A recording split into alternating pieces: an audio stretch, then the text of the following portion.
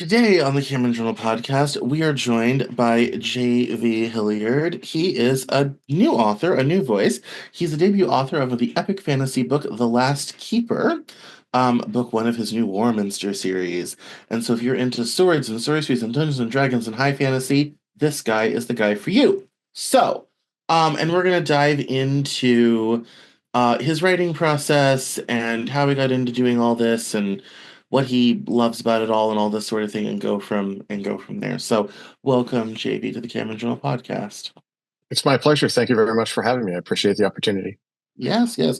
Well, why don't we start from the beginning? Why don't you tell us a little bit about yourself and your writing? Yeah, sure. So I haven't always been a writer. That happened because of COVID. Prior to Oh, that, I was a defense lobbyist. I was doing work in DC primarily for technology companies that wanted access to the federal government. And whether that meant Pentagon or legislators or the White House, my job for about 20 years was doing exactly that. And then when COVID hit, I didn't have a job for a month or a year and a half. DC was relatively shut down. In-person meetings turned into things like this, Zooms, Skypes, other kind of remote stuff. So I was able to keep up a little bit of work, from a distance, but I had zero to do. And my wife looked at me cockeyed and was like, "You're going to drive me nuts. Do something." And so I tried to write what I thought was going to be a standalone novel and kick it off my bucket list. And it's now turned into a 4-book series with other things coming. And it's just a wonderful change of scenery for me. I mean, the DC scene, as financially rewarding as it might have been, is nowhere near as just intellectually and emotionally rewarding as writing a book. And this community, the creative community in particular, is just so much more supportive. And it's not butting heads with people all the time. It's really working with others and collaboration that makes it as fun as it is every day for me to do. well, that's about the both. That's the nicest compliment I've heard about writing in years.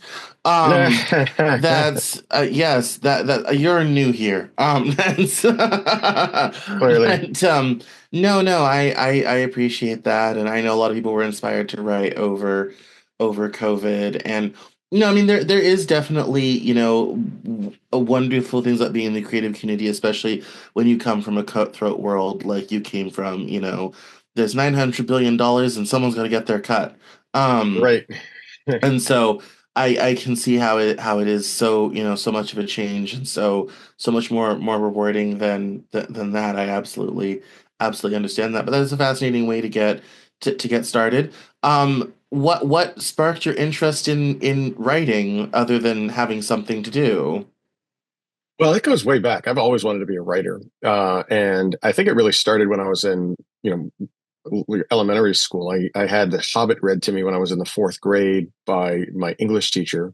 And I fell in love with the fantasy genre. At the same time, my uncle had bought me for Christmas my first box set of Dungeons and Dragons. And my uncle's story is an interesting one. He was a writer, and it came from his paralysis. He was a Marine who was paralyzed in combat, and when he came home, my mother was his nurse, and I grew up by his bedside. Basically, he was a second father to me, and I wanted to be like him, like any kid would want to be like their father, right? And so, for him, this was a form of escapism, not just Dungeons and Dragons and playing a game where you can escape into it, but he wrote horror stories and a lot of things that I would describe as sort of pulp fictiony that would end up in regional magazines or anthologies and such. And I wanted to be him, right? So I always wanted to write, but then life kind of takes over. And when I was in college, I got a job, and that job took me to DC, and then that turned into an entire career.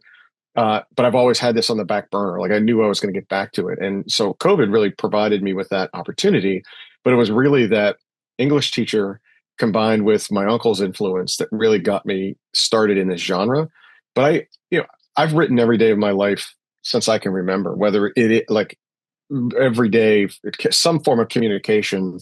So for me, the writing part was the easy part. I was doing that anyway. It was just switching from nonfiction to fiction, adding dialogue, adding pacing, adding things that you would have to add that you don't have to add for things in nonfiction.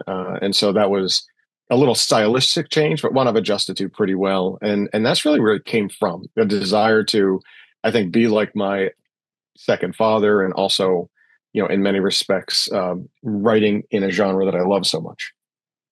Yeah. So for what maybe writing resources did you use to improve your process?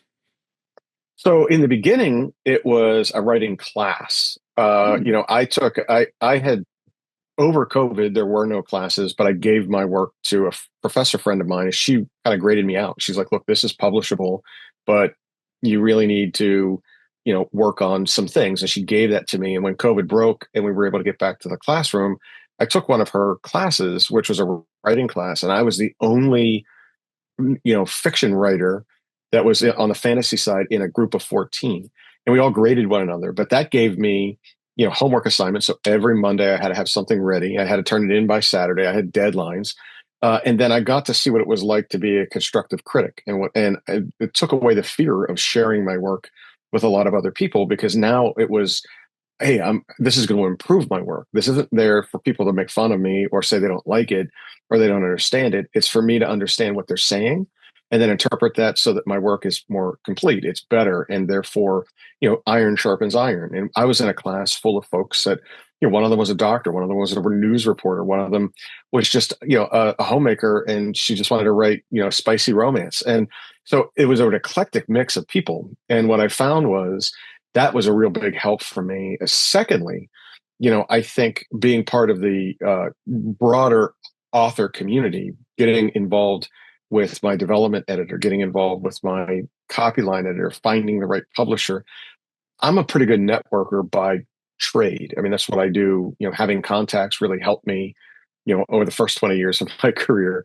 And so being able to network and find other resources in the community. And when I mentioned at the top that, the creative community is one that's, really kind of embraces one another. That's what I meant by they want you to succeed, and I think that working with other, and it doesn't have to be necessarily authors as much as it is others that are artists or photographers or cosplayers. I've gotten inspiration from all of them, and they've all tried to lend a hand, whether it's buying a book or telling me what they did wrong or any of those kind of things. I think all of that has helped me build a better process. And then simple tools that I've learned to kind of employ, which is the discipline of writing every day, whether it's reviewing something because you just don't sometimes you don't have the energy for it, and you're just reviewing something, editing your own stuff, reworking it in some kind of way, or planning for the next thing. That often will motivate and get the juices flowing. You're finding ways to break through writer's block and things like that. And I think all those things combined have given me the momentum that I needed to continue to write what is epic fantasy. These are large, voluminous books that takes a lot to get through, and being able to do that, four times over and on my way to a bunch more, I think has really helped me as a writer. Yes, no, I appreciate that. I had a similar problem with my fantasy project. I wanted to write it as a standalone, and really, what is will be just the kind of the end of the story sort of thing. Um, and I went to go pitch it to agent and all this type of thing, and they were only interested in trilogy. So then I went home and figured out, well, where would I start with the story if we started from the beginning, sort of thing. And Hmm. now there's three, and fantasy is very large. In fact, it's funny. We're doing this new project with something other publishing. It's a short story anthology that science fiction and fantasy called Fantastic Worlds. And one of the issues I knew going into that was going to be word count and page count. Oh, excuse me. Don't know where that came from. Um, I very rarely cough on this show. But one of the issues that we had, I knew going into it was going to be word count and page count because fantasy is so big. Science fiction is a little more circumspect, but fantasy is always so big. And we do have someone who sent a novel excerpt that's 19,000 words, and our curator's having a private chat with them about that needs to be under 5,000. Find the best bit, sort of thing. Um, and go from and go from there because we got to fit in 24 at minimum other people into this book and so yeah, so it's good and fantasy is so very large. There is a lot of where there's a lot of stuff to put in. So with that in mind, why don't you tell us a little bit about our main characters? Who do we believe in? What's the basic plot? Sure. So in the the theme of epic fantasy, there are three main characters. Two of them intersect in a fantasy romance, and the other is sort of a standalone hero's journey which I'll get into Mm. us in a second. But so Damus Alaric is a prophet, and he's part of a sect that can see into the future. And he is the only one of his kind that can see the return of a fallen keeper, one of these oracles, who wants to take revenge on his sect, and thus the title, the Last Keeper. He's the only one that can see him returning. But of course, Damus is, in his early 20s and is not much of an adventurer and has had problems controlling his power at times and needs to learn these things on the fly and mature not only as a prophet but also mature as a leader, and he struggles with that. And so when I mentioned before kind of a hero's journey, that's where Damus is off to. So if you're familiar with the tropes that you find in Harry Potter or Star Wars or any of those kind of familiar things, you're going to find that sort of same kind of, Iliad Odyssey kind of story about the hero's journey as part of that. But in the basis of it, you've got this chosen one in Damus Alaric versus the big bad evil guy in Great Taurus the Mad, and it's this false prophet versus the chosen one that come together as this big clash that runs through the first four novels of the series. The second and third main characters are kind of a forbidden love trope, which involves a border knight of low noble birth and also mixed blood, which is a no-no. He's part elven and part human, and neither race acknowledges these mixed bloods. And so they call them Trollborn. And Ritter has a double whammy against him in the sense that his own nobles don't know who he is, and he's got the most dangerous job in the world protecting the bridge, which is a very important piece of land from other of these nomadic Trollborn tribes. But Adeline Elspeth, the princess, who is of highest noble birth and the highest caste of elves, starts to fall for him, and she falls for him in a way not because of who he is, but because of his gallantry, what he's willing to do, his sense of duty, his sense of self-sacrifice, and she sees through this veil that she was told she's not allowed to consort with. You're not supposed to be with this lowborn. You're not supposed to be with someone of mixed blood, but she has to cast that aside.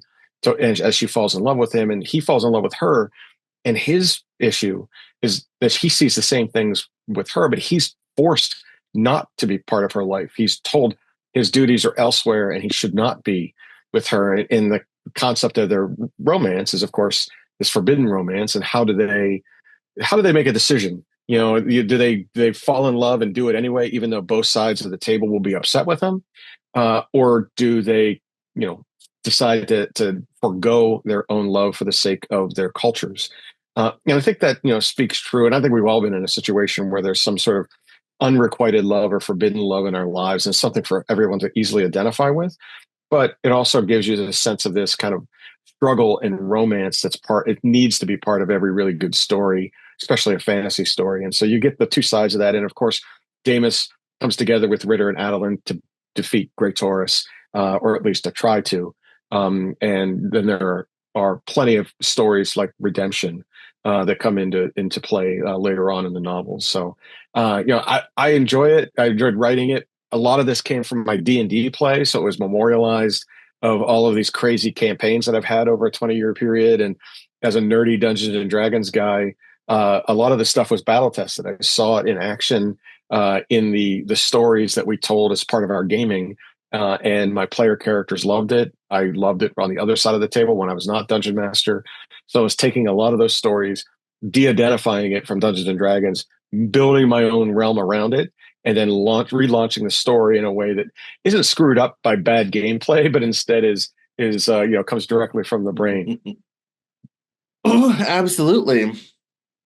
Absolutely. So what's your creative process like? Give us a peek into what it takes to sit down and crank out one of these tomes.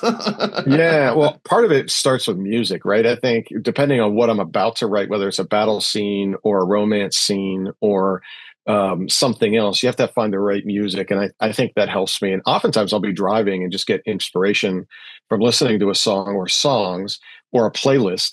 And I'll end up dictating a bunch of notes to myself while I'm driving, and then coming back to them later and kind of reviewing them and making them work for that. I think also I like to share my work with other creatives. Now, they don't have to be players from Dungeons and Dragons. That's not what I'm getting at here. They could be it could be a potter, they could be an artist. Doesn't matter. I like to get their opinions to see what they like about it. And I think that's just fair because two brains are always better than one. And in this case, if I have other good ideas or I'm not seeing something, I'm too nose blind to something in the novel or lack thereof, someone's going to tell me. They're going to say, well, I don't understand this, or what does this mean, or you forgot to include that. And because it happened in my head but didn't happen on the paper. So I like to reach out, and I have a good core group of about a dozen beta readers as part of that, and I like to iterate with them. And it's really cool how new creative ideas come from that. It's not the best idea came from my head. The best idea might come from a coffee with three other people who are booting around my ideas, and all of a sudden, wait, yeah, I was going right, but I really should go left here. And I think that helps. And for me, that's really helpful. And I'm a big planner, to be all honest with you. I'm not the guy that you give three words to and put them in a closet and say, come back in an hour with a story. I can't do that. I literally have to plan everything, or else I just grind to a halt. If I get writer's block, that's when it happens. But once I get my outline ready and I know the direction of the story, I rarely, if ever, have writer's block for those kind of things. And so for me, part of the creative process is planning. And I get that, I've got two big whiteboards in my den, and I'll put, it looks like a Sweet 16 March Madness bracket with all of these, plot arcs and story arcs and character arcs coming together. And then as I get something baked into the story, I erase it from the board. And when the board is clean, I know that everything's now woven into the story in the way I want it to be. So that helps me. And I think, seeking outside input from those other creatives in the community that are willing to help out, I think that also helps me out. No, that's very good. It's kind of funny. You're probably the first person, and I've interviewed dozens of authors who is a planner like me.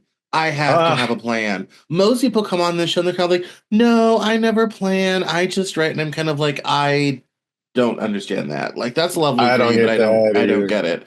No idea. um, I'd be dead in the no. water. I'm glad we're a like thing, because then you get it, right? You get it. Yeah, no, I mean, I actually, I stole something from film called storyboarding and invented a way to do it for writers that I teach in my course, The Power of Story, on the Cameron Journal Academy, and as kind of an additional way to plot and plan along. I definitely, and it's funny you mention that because I think one of the reasons why my fantasy project is not done yet is the plan is not well planned out enough. I haven't sat down and made all the decisions quite enough, especially for the part of the story that I have been stuck on for quite some time now.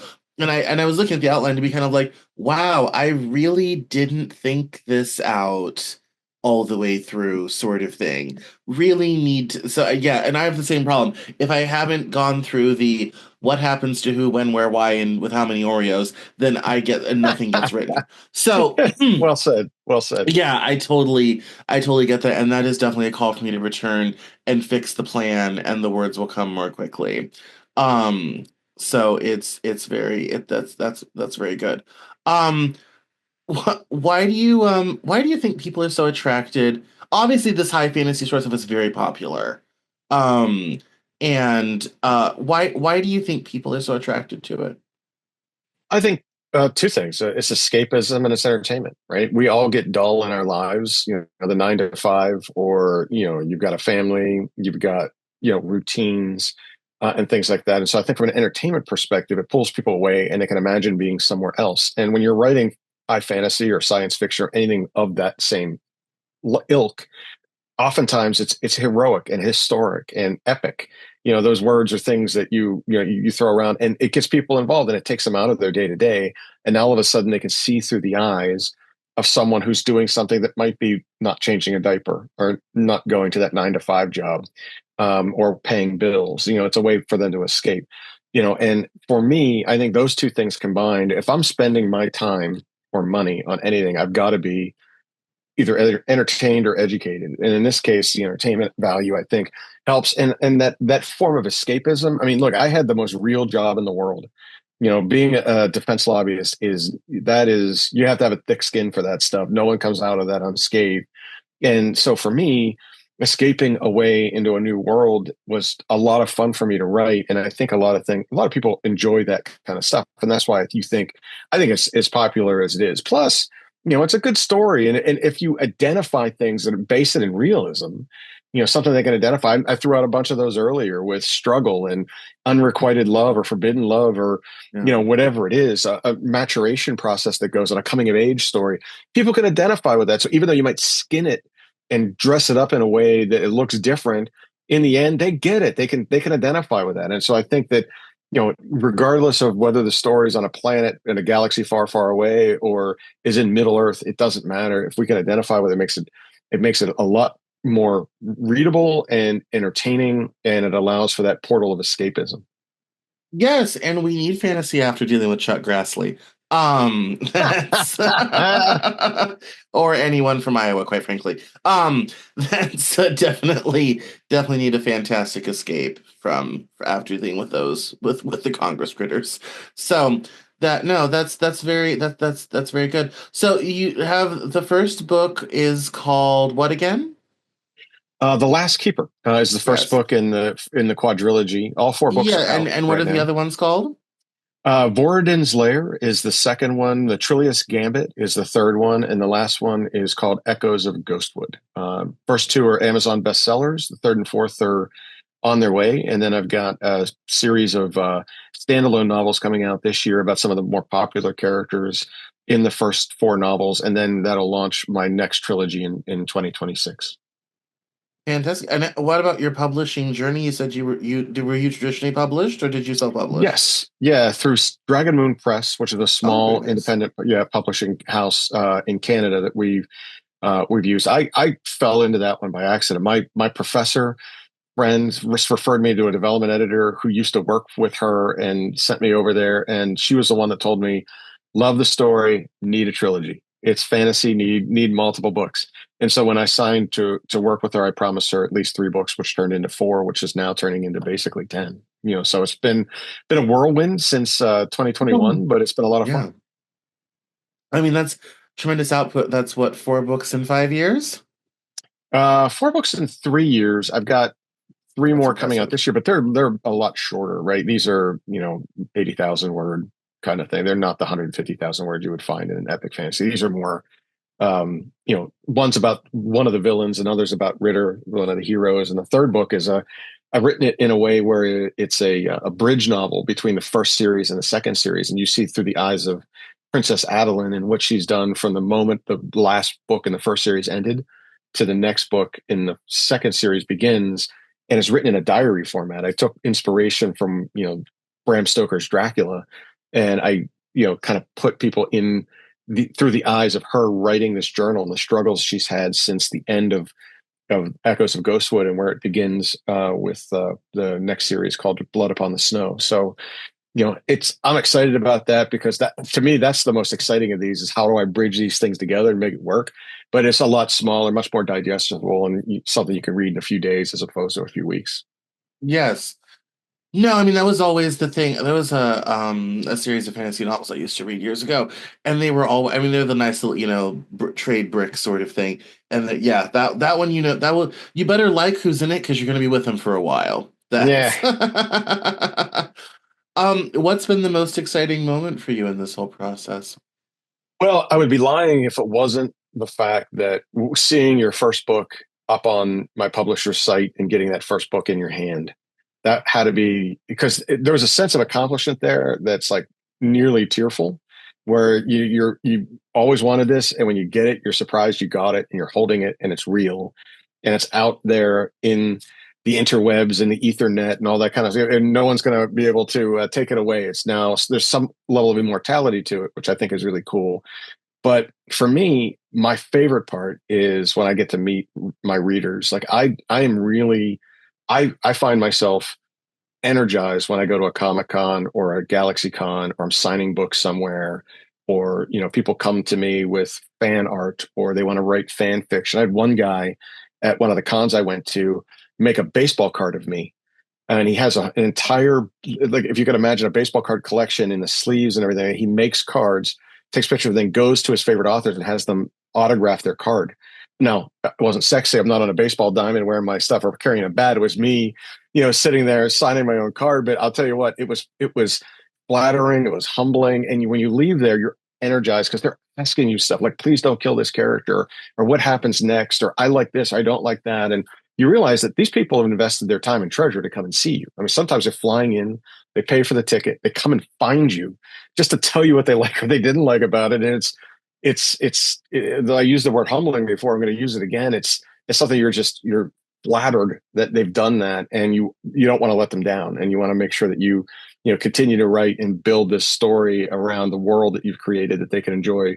You know, you know, as in my case, getting through those first four books, and then people asking me, when are the next coming out, and pounding the table for them, and that kind of stuff is exciting for me too. So I think it's 1 and 1A. Well, no, that's no, that's I everyone answers that question differently, so I love asking it. Good question. Yeah, because everybody has their own individual moment with it all. Um, what is the hardest part about writing high fantasy? Um, I think there's a few answers to that question, but I'll narrow it down to just the one because that's what you asked for. Discipline. I think that, you know, because of the length of the novels and the amount of time and energy it takes to put into them, and I don't mean just me. I mean, this is a team sport, right? You've got a copy line editor, you've got a development editor, you have a publisher, you have beta readers, you have other people that are doing the illustration for the covers. You have someone that's writing a blurb. If you're not good enough to do, like, I can't write blurbs, so I hire someone to write a blurb.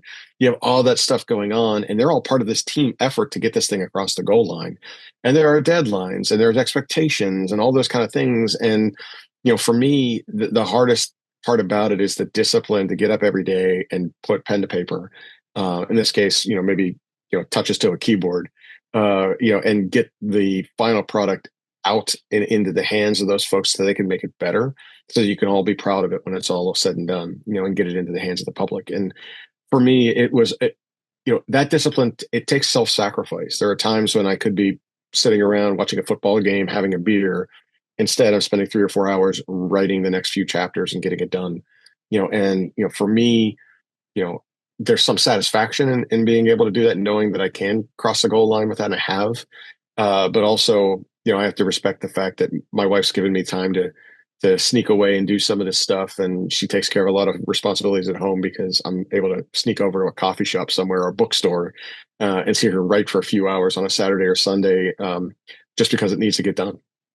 No, and I'm so glad that you talk about that because a lot of people, I don't know if you're on social media at all, I but am. there's a lot of people like in the writing community on Twitter where women will come on and say, "Oh my God, it's so hard to find time to write between kids and housekeeping and everything else." And guys will come along and say, "No, it's not fun. You just have to have discipline with all this type of thing." And the one will say, "Yeah, but your wife's also doing everything." So like, it's Mhm. like you have help in a way that the rest of us don't. And I, as a single person who has to do it all, also I'm kind of like, yes, I'm kind of like, it's like, yes, I would have loved to have written today, but the dishes are piling up. Or, yes, I would have loved to have written today, but the rug is going to spawn sentient life here soon. So I think we need to vacuum it before it starts asking for rights. And PETA comes and arrests us all. So I'm so glad you said that because oftentimes, especially, for someone like yourself who's already had the success and all this type of thing, you never see yeah, I have these people that enable this. I have this other person who makes that happen. And it's good that you said that to get other people, to let other people know if it's taking you longer, it's okay. We're not all on the same journey. We're not all on the same timeline. Different people have different, help and all this type of thing along the way. So yeah, thank you so much for saying that. I really want to highlight that.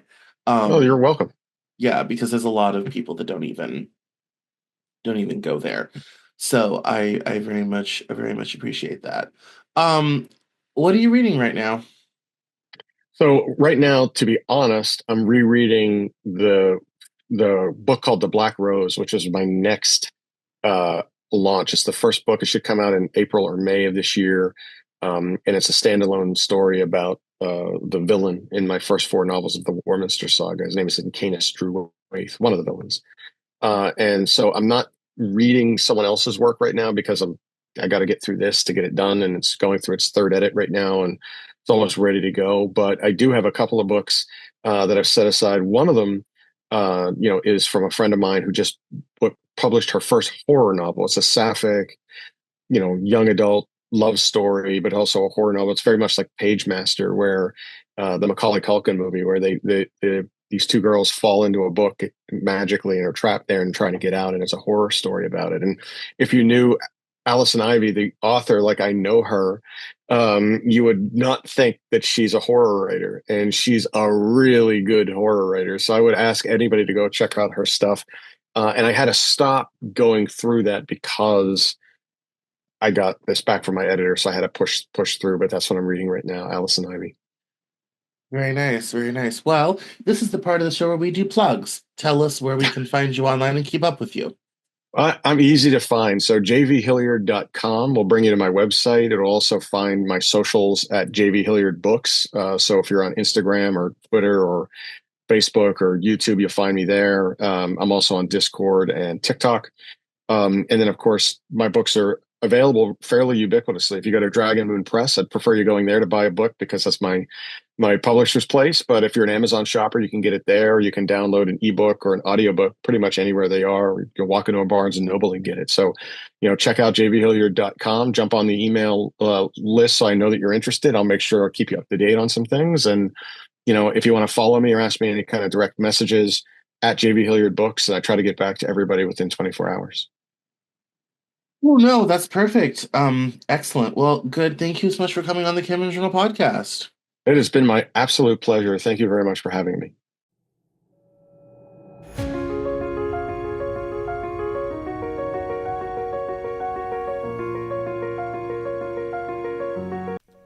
That's all for this episode of the Cameron Journal podcast. Thank you so much for listening. Visit us online at CameronJournal.com. We're on Facebook, Twitter, and Instagram, and I love to talk to my followers and listeners, so please feel free to get us on social media at Cameron Cowan on Twitter, and we'll see you next time on the Cameron Journal podcast.